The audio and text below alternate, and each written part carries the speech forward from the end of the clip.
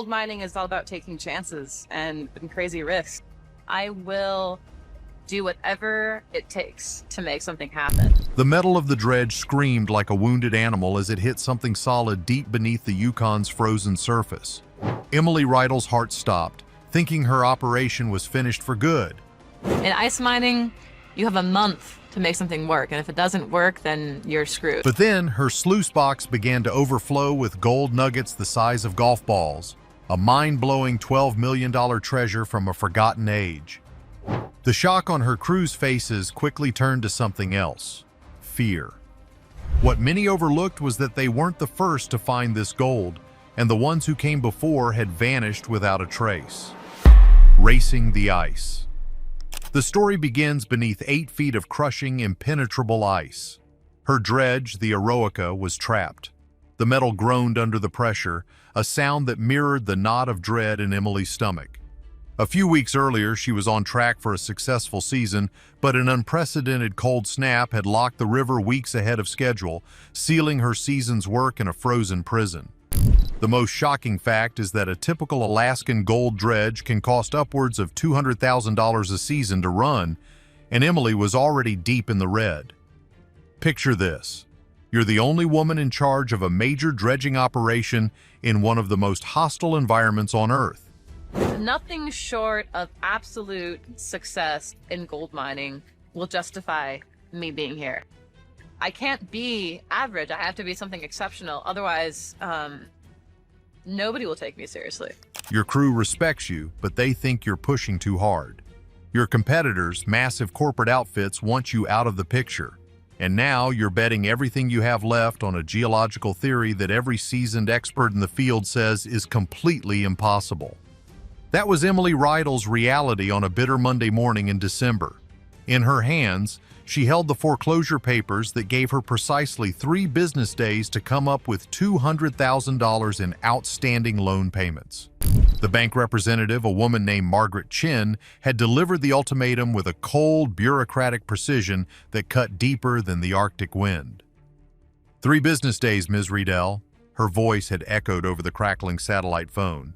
After that, we will be forced to seize all assets. That includes the vessel, all associated equipment, and your territorial mining rights. Emily's hands trembled, not from the biting cold, but from a surge of pure rage and utter desperation. She had clawed her way up over 5 years, building her operation from scratch, fighting tooth and nail to prove that a woman could not only survive but thrive in the most dangerous, male-dominated mining territory on the planet. I have something to prove to Zeke. I have something to prove to everybody up here. I'm a woman who has no background in this business whatsoever. Now, some faceless banker in a warm Anchorage office was about to snatch it all away because of weather patterns totally beyond her control. Behind her, the crunch of boots on frozen ground broke the silence. It was her dive tender, Jake Morrison, his face flushed with excitement. He was carrying thermal imaging equipment that had just arrived on the morning supply flight from Fairbanks. "Emily?" Jake's voice was electric, cutting straight through her despair. The deep current readings. "You have to see this. Now." You see, what Jake had discovered beneath the Yukon's ice was about to change everything anyone thought they knew about placer mining in subarctic rivers. It was a long shot, a wild guess, but it was the only shot she had left. The thing nobody tells you about Emily Riedel is that her background wasn't in mining, it was in marine biology. This gave her a unique perspective, allowing her to see things about river systems that traditional miners focused only on rock and gravel consistently overlooked. While her competitors scraped away at shallow gravel bars and chased obvious, easy-to-reach gold deposits, Emily had spent years studying deep current patterns and the ghosts of prehistoric river channels, ancient waterways buried deep beneath the modern flow. Spreading the printouts across her small kitchen table, Jake pointed to a series of glowing lines. "Look at these thermal signatures," he explained. "The deep channel runs 40 feet below the current ice level.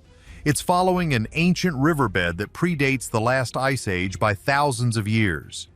He paused, taking a deep breath. And here's the impossible part. The temperatures down there, they're actually warmer than the surface readings. The thermal imaging revealed geothermal activity, underground springs feeding the deep channel with water that remained just above freezing, even as the air temperature plummeted to minus 30 degrees Fahrenheit.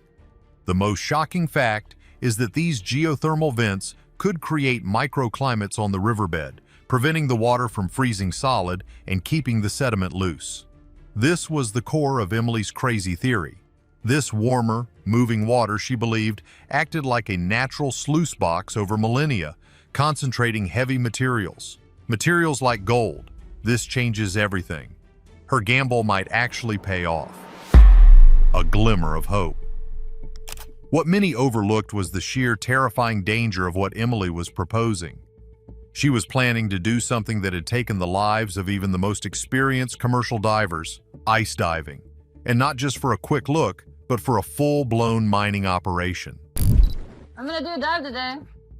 I'm just ready to put it past me and get down there and work. And if something happens, it happens. Her crew thought she was planning a final desperate act. Ice diving? In December? Her dredge operator, Tommy Santos, a man with 20 years of experience in these waters, shook his head in disbelief. Emily, that water is cold enough to stop your heart in under 3 minutes, even with the best dry suits money can buy.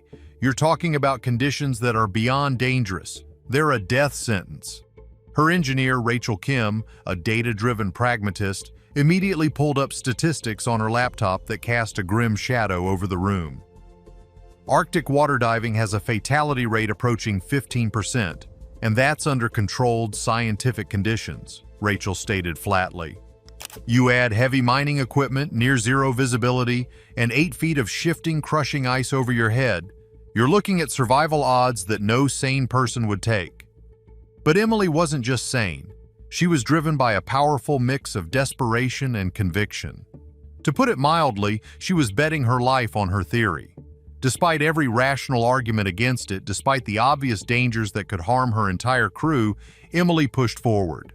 The next 48 hours were a frantic scramble. They acquired specialized ice diving gear from a bankrupt offshore oil exploration company, dry suits rated for prolonged Arctic exposure, a surface-supplied breathing apparatus known as a hookah system, and emergency ascent systems designed for deep-sea drilling operations. Leadership makes me happy. I like being in control of things, but if you were really to have the right to run a dredge, you should be a diver.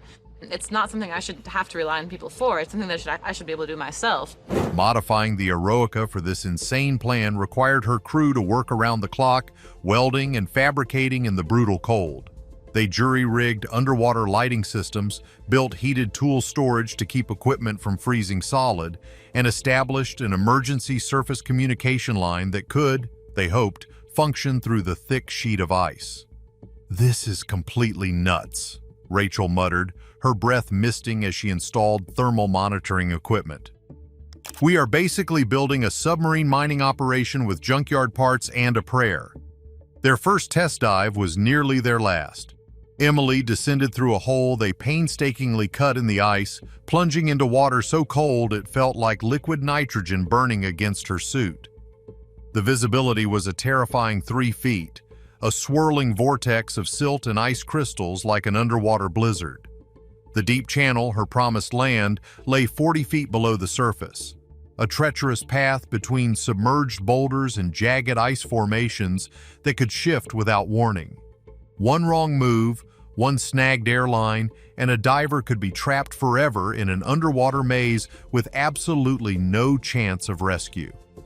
But then, at a depth of 38 feet, her headlamp illuminated something that made her forget the cold, the fear, and the crushing weight of the ice above.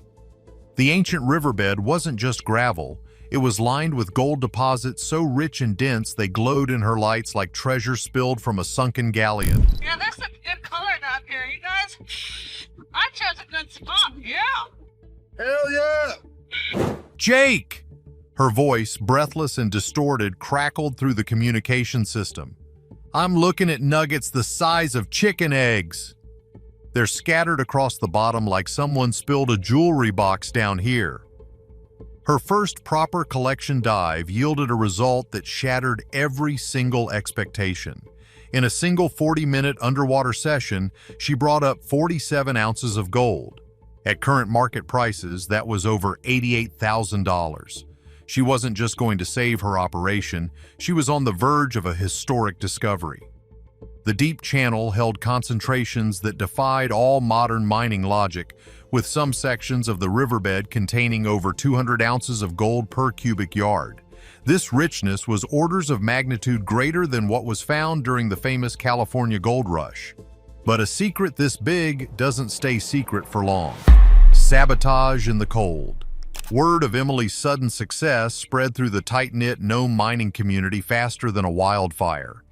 You see, when a small independent operation on the brink of failure suddenly starts paying off debts and buying high-tech gear, people notice. Her competitors, especially the corporate giants, started asking pointed questions about her mysterious new diving operations.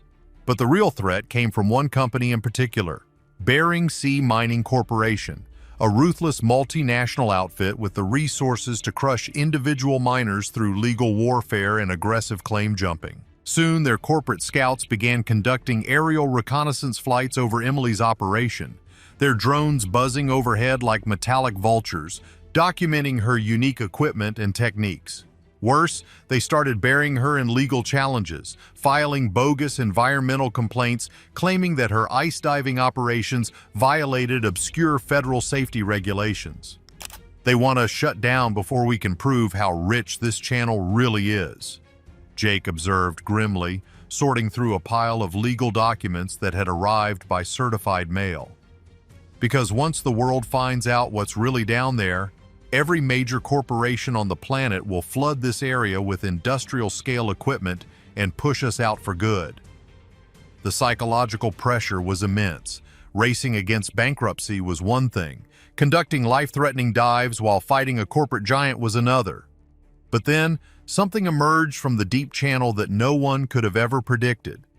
Alongside the gold, Emily started finding artifacts, carved tools from bone and stone, intricately worked metal implements, and strange devices that suggested organized mining activity from a prehistoric era.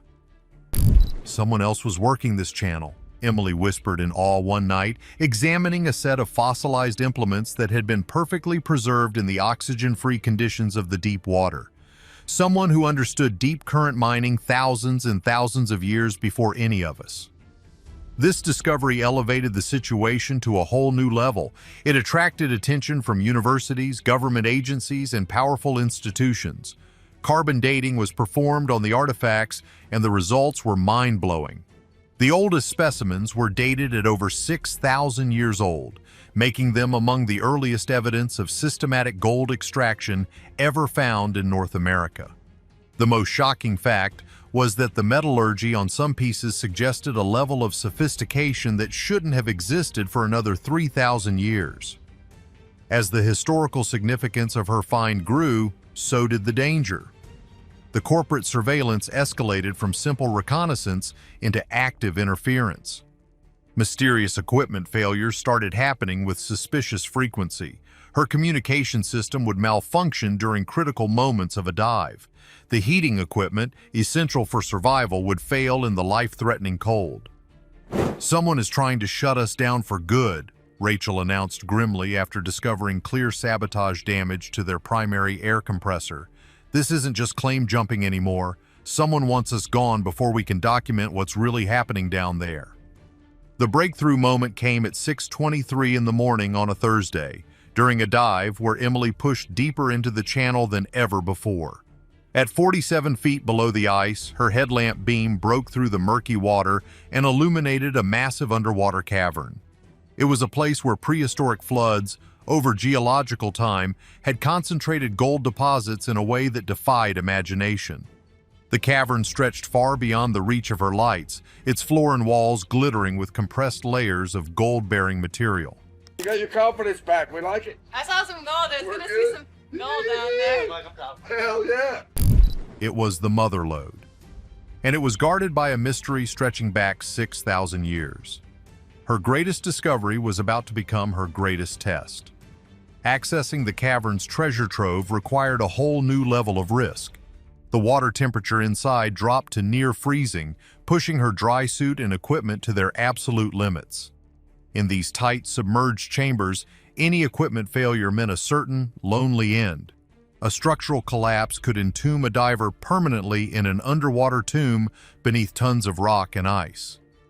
I'm looking at walls lined with gold veins that run through solid bedrock, Emily reported back to her stunned crew, her voice filled with a mixture of terror and triumph. It's like someone painted lightning bolts across the rock with molten treasure. The extraction process was grueling. They used hydraulic suction systems operated from the surface while Emily worked 40 feet underwater, often in visibility so poor she was working by feel alone. The technical challenges were staggering. The immense water pressure at that depth affected the equipment in ways they couldn't have predicted. But the gold just kept coming. Despite the constant threat, the equipment failures, and the overwhelming feeling that the deep channel wanted to remain undisturbed, they continued to pull up gold at an unprecedented rate. Emily Riedel won her bet against the bank, but did she lose a much bigger one against the river itself? What do you think is waking up? Let us know below, and don't forget to like and subscribe.